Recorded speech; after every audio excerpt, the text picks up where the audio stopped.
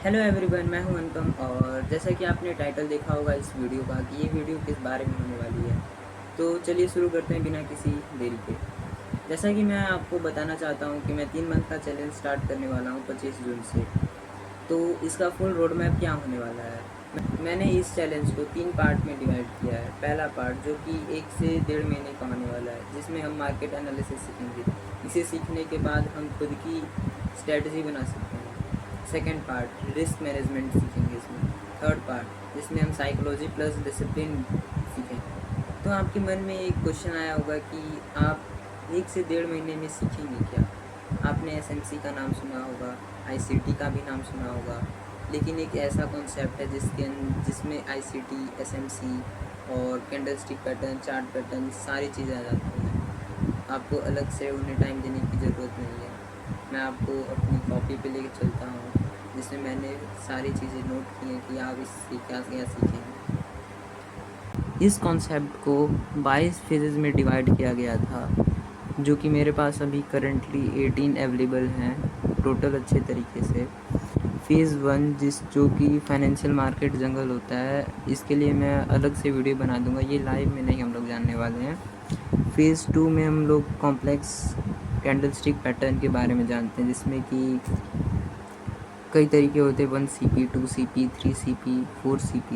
जैसे कि 1 CP module में हमारा हैमर आ जाएगा, hanging man, inverted hammer, shooting star, marubozu, spinning top, tonbo, doji, semi burn candle. 2 CP module में हमारी bullish engulfing, bearish engulfing, inverse bullish engulfing, inverse bearish engulfing. फिर engulfing में ही हमारी डी ग्रेड आती है और अलार्म 12, ये पैटर्न है हमारे। फिर 3 CP मॉड्यूल में morning star, evening star, raining star और नी कैप के बारे में जानते हैं। 4 CP मॉड्यूल में हमारा ट्री आ जाता है और कैंडल कॉम्बिनेशन कॉन्सेप्ट आ जाते हैं। फेज़ 3 में हम लोग वीक लाइन कॉन्सेप्ट के बारे में जानते हैं।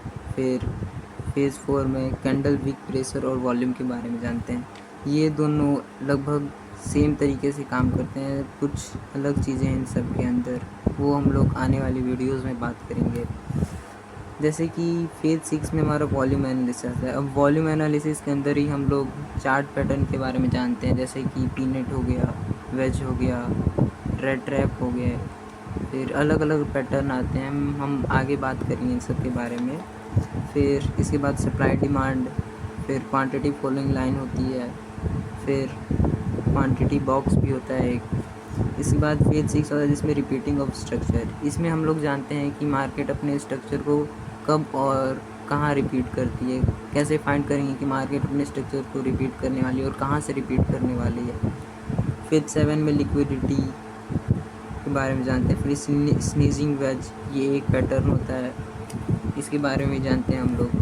आ जाता है हमारा फेज़ 8, इसमें हम लोग एडवांस वॉल्यूम एनालिसिस के बारे में जानते हैं, जिसमें हम सीखते हैं कि इनसाइडर सप्लाई डिमांड को हम लोग मेज़र करके एक नई एरिया कैसे फाइंड करें कि वहाँ से मार्केट रिवर्स कर सकती है।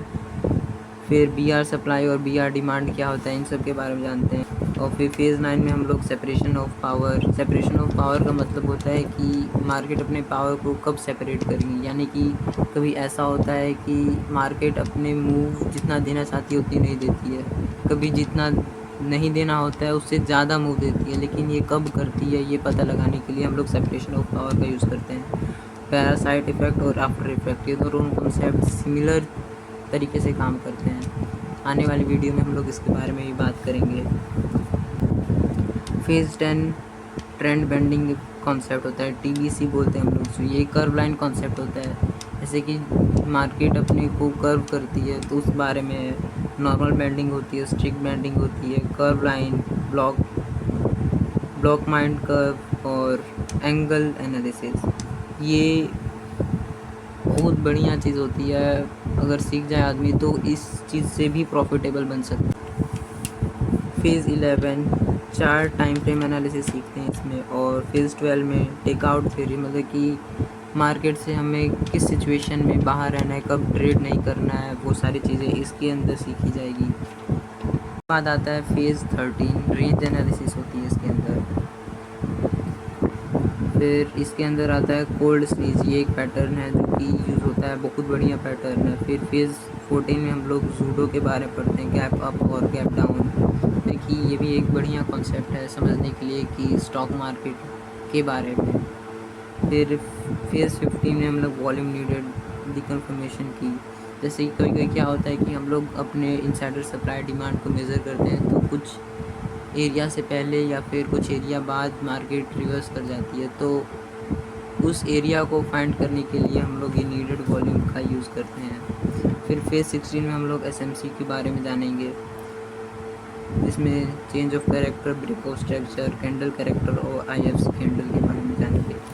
फेज़ 18 में DNA एनालिसिस, स्ट्रक्चर मैपिंग और evolution of structure. Structural mapping मतलब कि आप मार्केट बनने से पहले ही आप एनालिसिस करके बता सकते हैं कि मार्केट आगे क्या करने वाली है, मार्केट आगे कैसे मूव कर सकती है, लेकिन उससे पहले हमें इन चीज़ों के बारे में जानना होगा।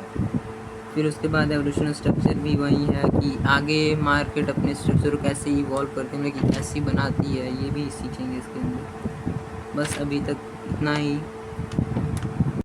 इसे देखने के बाद आपको समझ में आ गया होगा कि ये कॉन्सेप्ट कितना बड़ा रहने वाला है और कितना टाइम हमें लगने वाला है इसे पूरा करने में, क्योंकि मुझे भी सीखना है, आपको भी सीखना है, अगर साथ बने रहते हैं तो मैं जो 25 जून से चैलेंज शुरू करने वाला हूँ वो कुछ इस प्रकार से होगा। मैं एक शॉर्ट वीडियो अपलोड करूँगा जिसमें कि जो मैंने सीखा होगा उसके बारे में आपको कुछ चीज़ें बताऊँगा।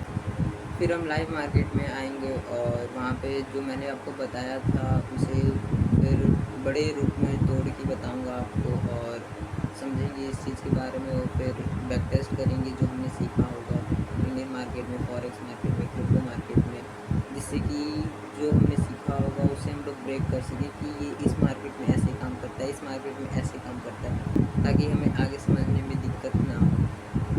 तब तक के लिए बने रहिए हमारे साथ, मिलते हैं सीधे आपसे शॉर्ट वीडियो में कॉन्सेप्ट के साथ।